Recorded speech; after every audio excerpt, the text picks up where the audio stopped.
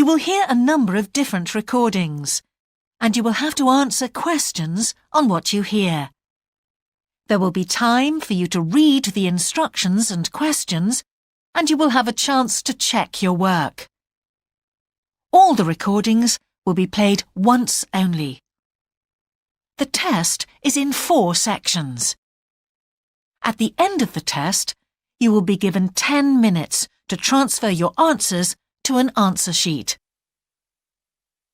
Now turn to Section 1. Section 1. You will hear a student talking to the student accommodation officer at a college. First, you have some time to look at questions 1 to 5.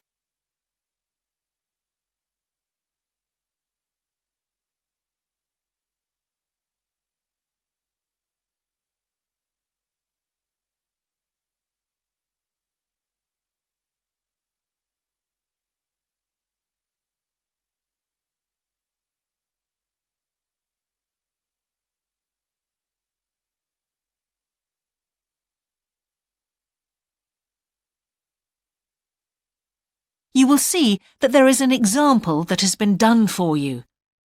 On this occasion only, the conversation relating to this will be played first.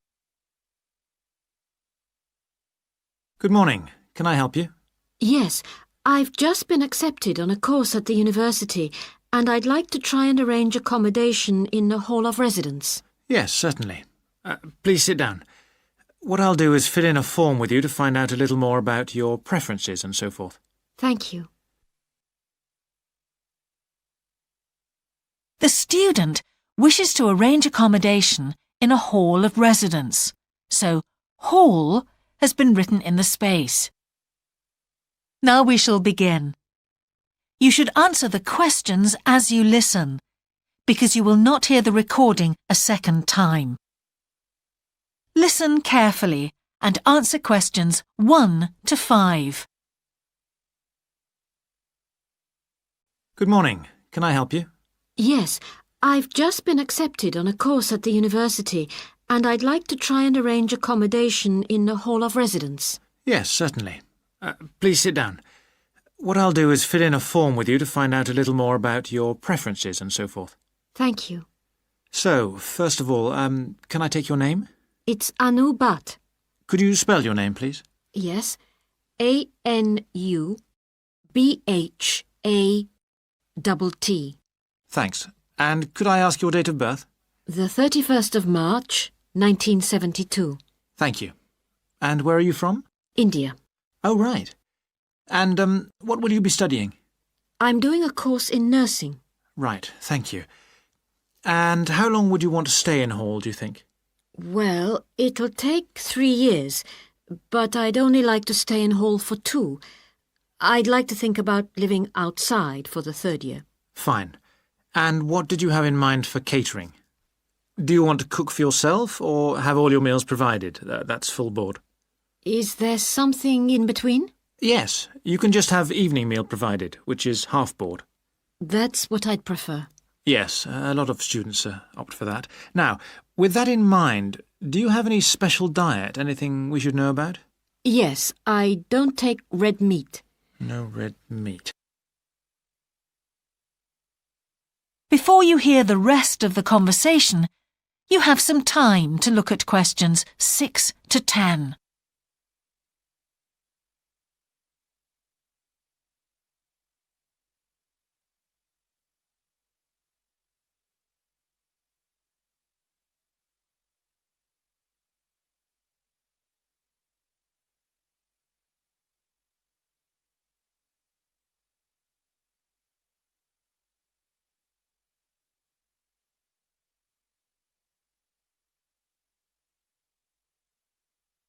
Now listen and answer questions 6 to 10. Now, thinking about the room itself, we have a number of options. You can have a single study bedroom or you can have a shared one. These are both what we call simple rooms. The other alternative is to opt for a single bedsit, which actually has more space and better facilities. There's about £20 a week difference between them. Well, actually, my grant is quite generous, and I think the bedsit sounds the best option. Lovely. I'll put you down for that, and we'll see what availability is like. Now, can I ask some other personal details which we like to have on record? Yes, of course. I wonder if you could let us know what your interests are. This might help us get a closer match for placing you in a particular hall. Well, I love the theatre. Right. And I enjoy sports, particularly badminton. Ah, that's worth knowing. Now, what we finish with on the form is really a list from you of what your priorities are in choosing a hall, and we'll do our best to take these into account. Well, the first thing is I'd prefer a hall where there are other mature students, if possible. Yes, we do have halls which tend to cater for slightly older students. And I'd prefer to be out of town. That's actually very good for you because we tend to have more vacancies in out-of-town halls. Lucky. Yes. Anything else? Well, I would like somewhere with a shared area, a TV room, for example, or something like that. It's a good way to socialise. It certainly is. That's it. Now, we just need a contact telephone number for you. Oh, sure, I'll just find it. It's 667549. Great. So we'll be in contact with you as soon as possible. That is the end of section 1. You now have half a minute to check your answers.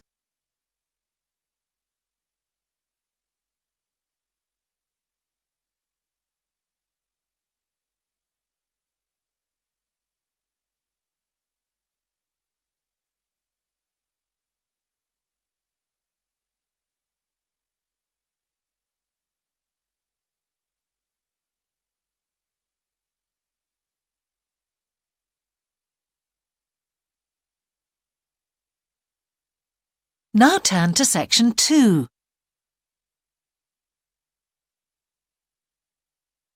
Section 2. You will hear a man giving a talk to new members of a wildlife club in the south of England. First, you have some time to look at questions 11 to 13.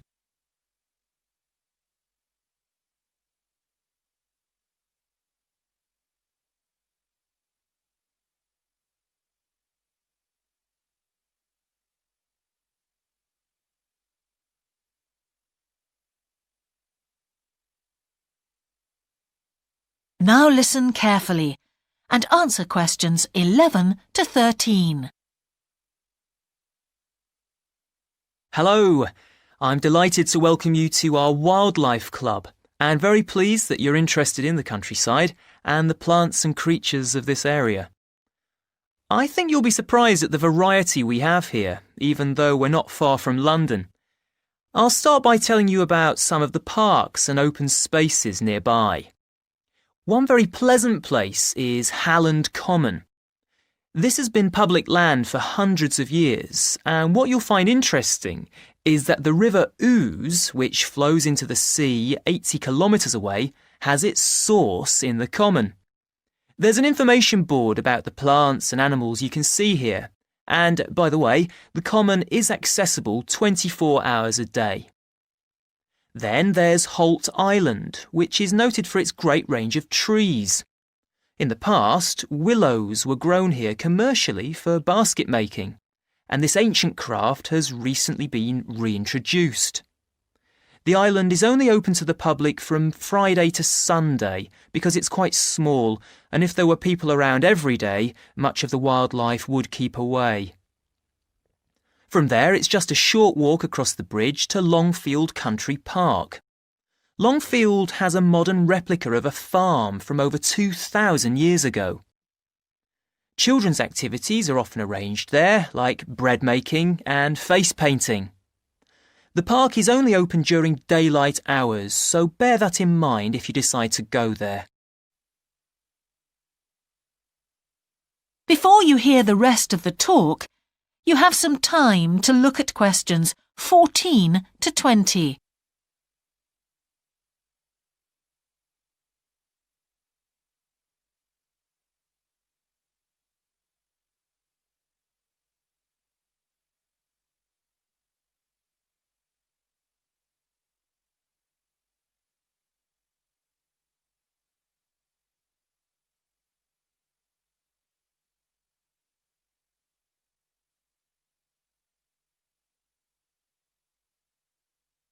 Now listen and answer questions 14 to 20. Longfield Park has a programme of activities throughout the year, and to give you a sample, this is what's happening in the next few days. On Monday, you can learn about herbs and how they've been used over the centuries. You'll start with a tour of our herb garden, practice the technique of using them as colour dyes for cloth, and listen to an illustrated talk about their use in cooking and medicine. Then on Wednesday, you can join local experts to discover the variety of insects and birds that appear in the evening. We keep to a small number of people in the group, so if you want to go, you'll need to phone the park ranger a few days ahead. There's a small charge which you should pay when you turn up. I'm sure you're all keen to help with the practical task of looking after the park, so on Saturday you can join a working party. You'll have a choice of all sorts of activities, from planting hedges to picking up litter, so you'll be able to change from one to another when you feel like it. The rangers will be hard at work all day, but do come and join in, even for just a short while. One thing, though, is to make sure you're wearing something that you don't mind getting dirty or torn. And finally, I'd like to tell you about our new wildlife area, Hinchingbrook Park, which will be opened to the public next month. This slide doesn't really indicate how big it is, but anyway, you can see the 2 gates into the park and the main paths. As you can see, there's a lake in the northwest of the park with a bird hide to the west of it at the end of a path, so it'll be a nice, quiet place for watching the birds on the lake. Fairly close to where refreshments are available, there's a dog walking area in the southern part of the park, leading off from the path. And if you just want to sit and relax, you can go to the flower garden. That's the circular area on the map, surrounded by paths. And finally, there's a wooded area in the western section of the park, between 2 paths. OK, that's enough from me, so let's get on and have a look. That is the end of section 2. You now have half a minute to check your answers.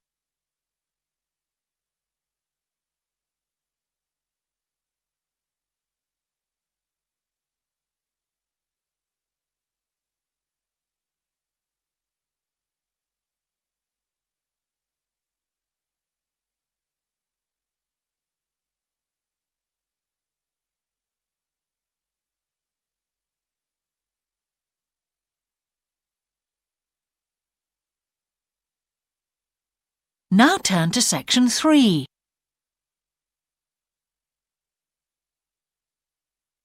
Section 3. You will hear the Director of Studies in an English Language Centre and a student representative talking about their Self-Access Centre. First, you have some time to look at questions 21 to 24.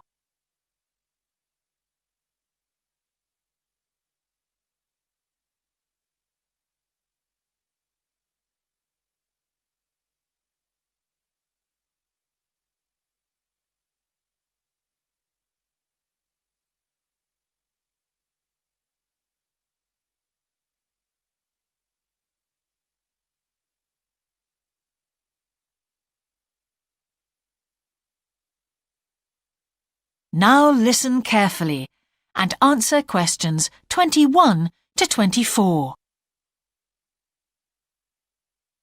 Hi, Ewan. As you know, I've asked you here today to discuss the future of our Self-Access Centre. We have to decide what we want to do about this very important resource for our English language students. So, can you tell me what the students think about this? Well, from the students' point of view, we would like to keep it. The majority of students say that they enjoy using it because it provides a variation on the classroom routine, and they see it as a pretty major component of their course. But we would like to see some improvements to the equipment, particularly the computers. There aren't enough for one each at the moment, and we always have to share. Well, yes, The teachers agree that it is a very valuable resource, but one thing we have noticed is that a lot of the students are using it to check their personal emails. We don't want to stop you students using it, but we think the computers should be used as a learning resource, not for emails. Some of us also think that we could benefit a lot more by relocating the Self-Access Centre to the main university library building. How do you think the students would feel about that, Yun? Well, the library is big enough to incorporate the Self-Access Centre, but it wouldn't be like a class activity anymore. Our main worry would be not being able to go to a teacher for advice. I'm sure there would be plenty of things to do, but we really need teachers to help us choose the best activities. Well, there would still be a teacher present and he or she would guide the activities of the students.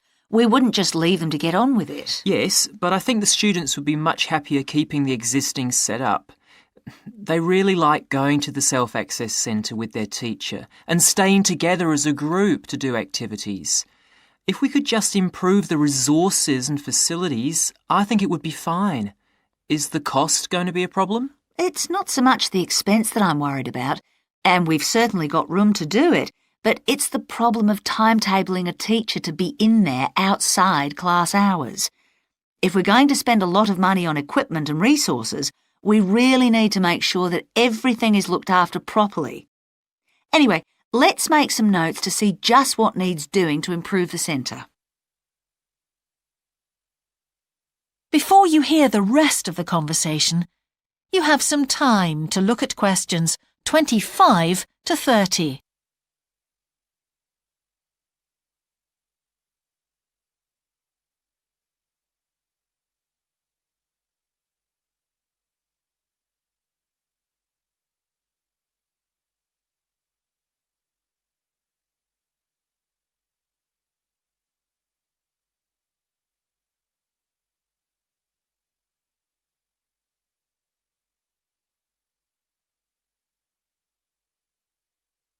Now listen and answer questions 25 to 30.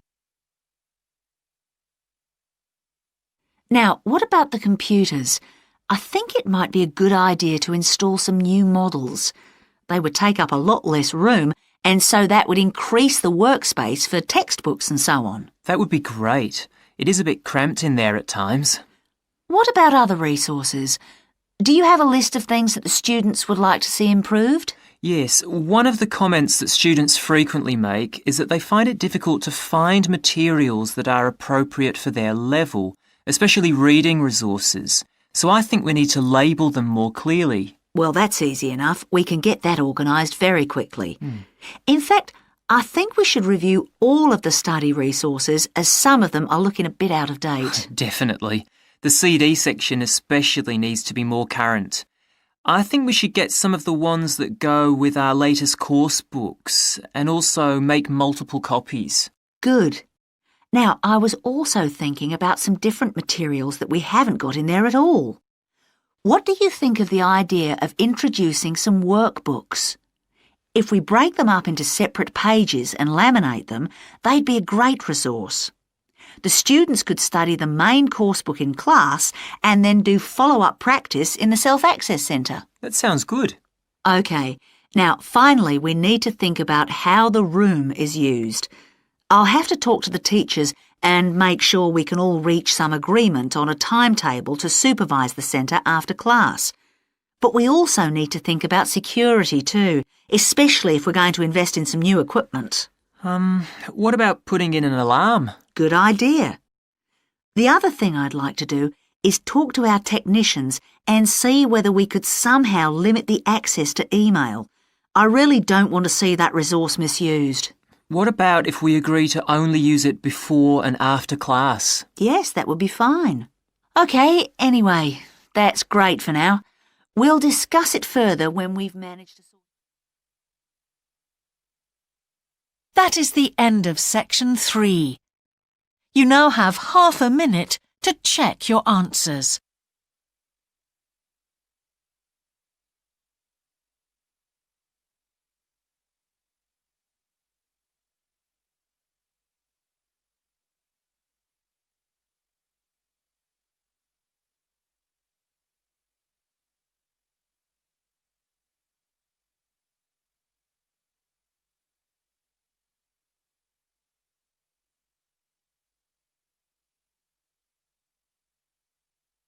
Now turn to section 4.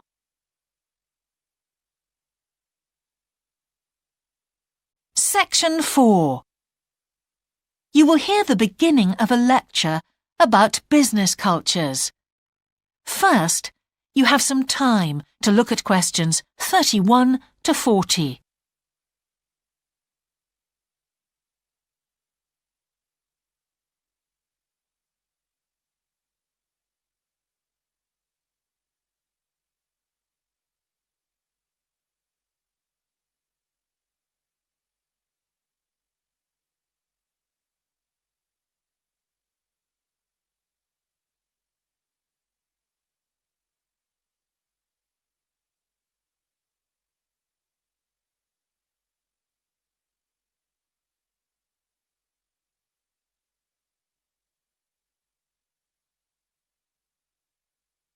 Now listen carefully and answer questions 31 to 40. Good morning, everyone. Now, whether you're going to university to study business or some other subject, many of you will eventually end up working for a company of some kind. Now, when you first start working somewhere, you will realize that the organization you've joined has certain characteristics. And we often refer to these social characteristics as the culture of the organization.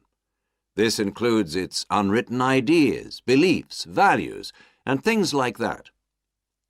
One well-known writer has classified company cultures by identifying 4 major types. The first type is called the power culture, and it's usually found in small organizations. It's the type of culture that needs a central source of power to be effective. And because control is in the hands of just 1 or 2 people, there aren't many rules or procedures. Another characteristic is that communication usually takes the form of conversations rather than, say, formal meetings or written memos. Now, one of the benefits of this culture is that the organization has the ability to act quickly. So it responds well to threat or danger on the one hand, and opportunity on the other.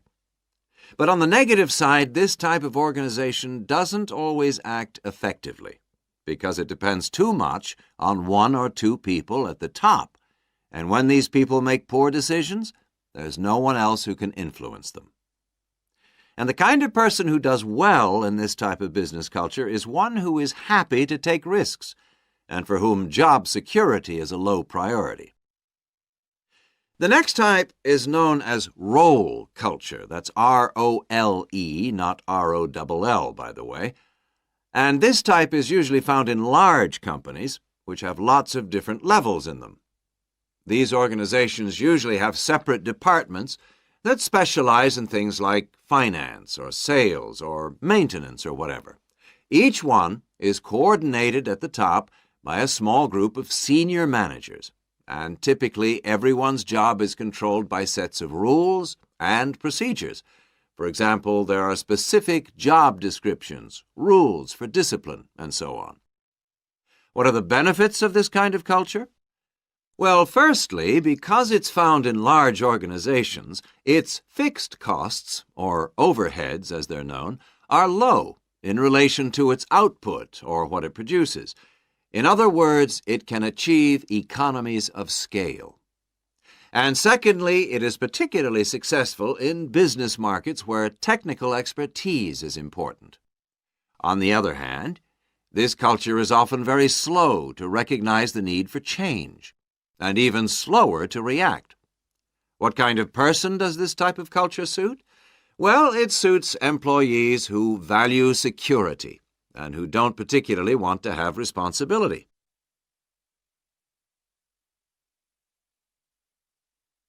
Moving on now to task cultures. This type is found in organizations that are project-oriented. You usually find it where the market for the company's product is extremely competitive, or where the products themselves have a short lifespan. Usually, top management delegates the projects, the people, and other resources, and once these have been allocated, little day-to-day control is exercised from the top, because this would seem like breaking the rules. Now, one of the major benefits of this culture is that it's flexible. But it does have some major disadvantages, too. For instance, it can't produce economies of scale or great depth of expertise. People who like working in groups or teams prefer this type of culture. And finally, the fourth category is called the person culture. This type is quite unusual. That is the end of section 4. You now have half a minute to check your answers.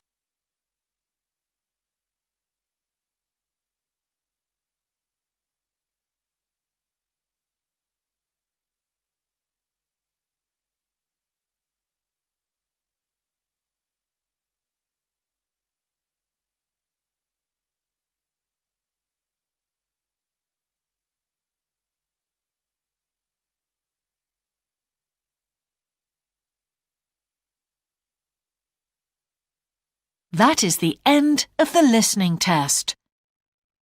In the IELTS test, you would now have 10 minutes to transfer your answers to the answer sheet.